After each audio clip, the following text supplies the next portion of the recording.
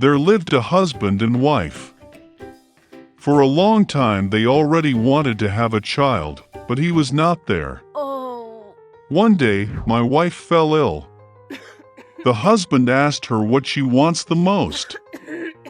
The wife replied that there was a magnificent garden nearby, where many of the most beautiful flowers grow.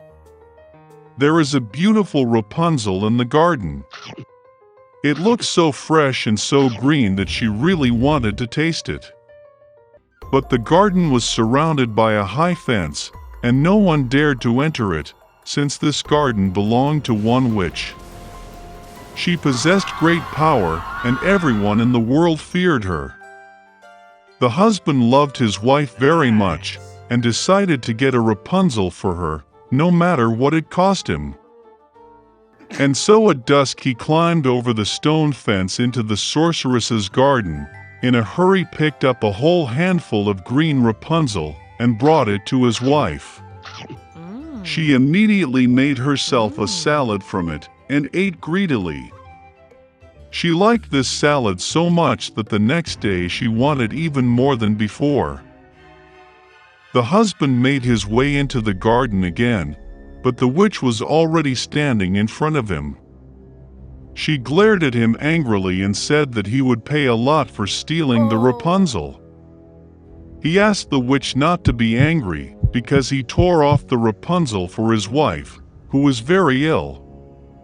And he loves her so much. Okay. The witch's anger passed a little, and she said that if it was true, she would allow him to collect as much Rapunzel as he wanted, but on one condition. He will have to give the witch the child who will be born to his wife. The husband agreed with fear.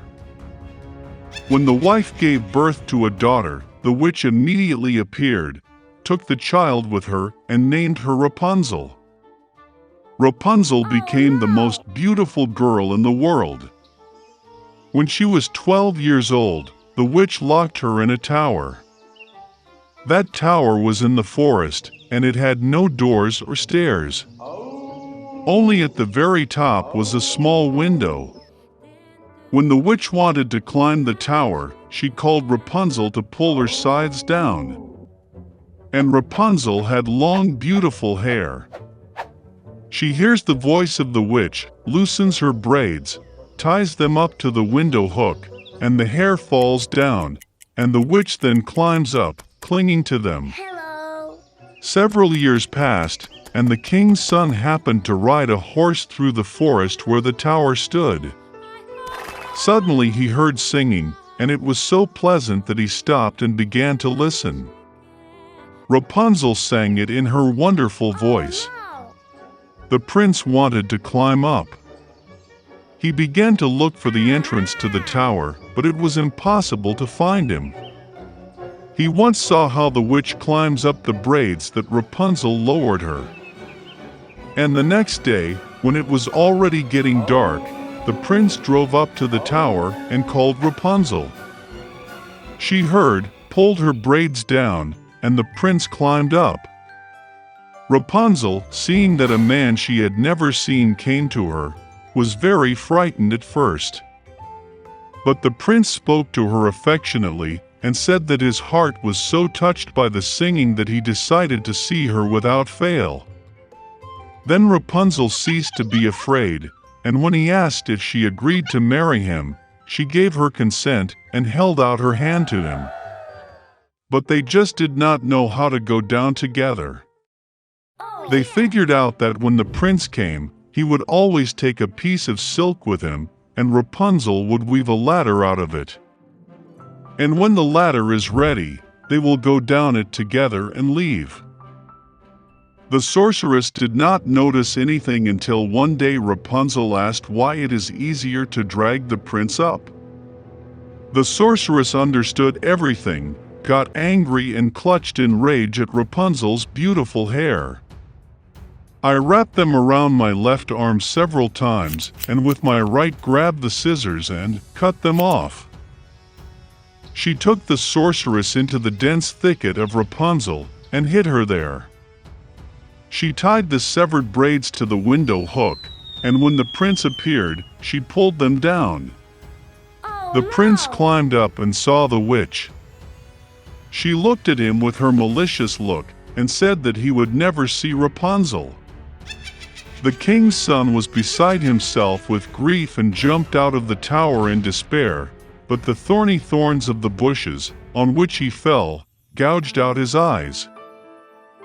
The blind prince wandered for several years in grief and sorrow through the forest, all the time grieving and crying for his beloved lost. Once he went into a dense thicket. Suddenly the prince heard someone singing. It seemed so familiar to him, and he went to meet him. When he came closer, Rapunzel recognized him, threw herself on his neck and cried bitterly with joy. 2 tears fell in his eyes, and the prince regained his sight and began to see as before. He brought her to his kingdom, and they lived for many, many years in happiness and joy. It was snowing outside. It got darker and darker. It was just before Christmas. In this cold season, a little beggar girl walked through the streets with her bare head and bare feet. Her legs were completely red from the cold. In her hands the girl carried a box. It was a little match seller. For the whole day she did not sell a single match, since no one paid attention to the girl.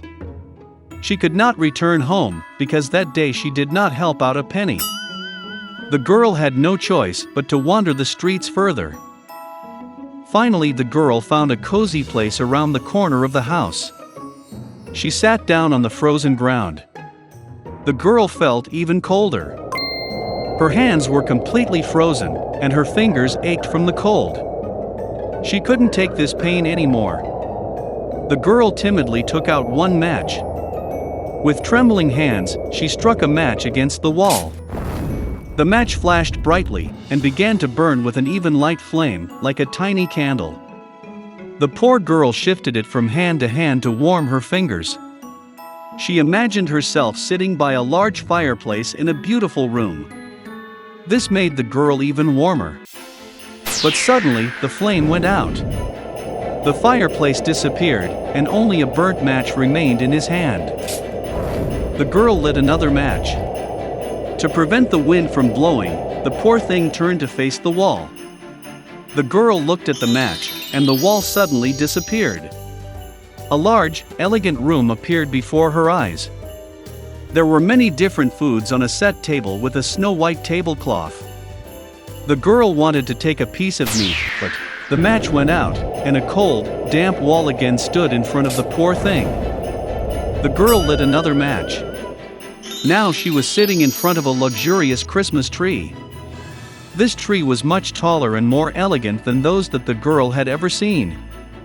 Thousands of candles burned on its green branches. The girl could not take her eyes off them. But suddenly the match went out. The lights began to go higher and higher, and soon turned into clear stars. The girl again struck a match against the wall, and when everything around was lit up, she saw how one of the stars rolled across the sky, leaving a long trail of fire behind it. Probably someone died, the girl thought. Her beloved grandmother said more than once that when an asterisk falls, someone's soul flies into heaven.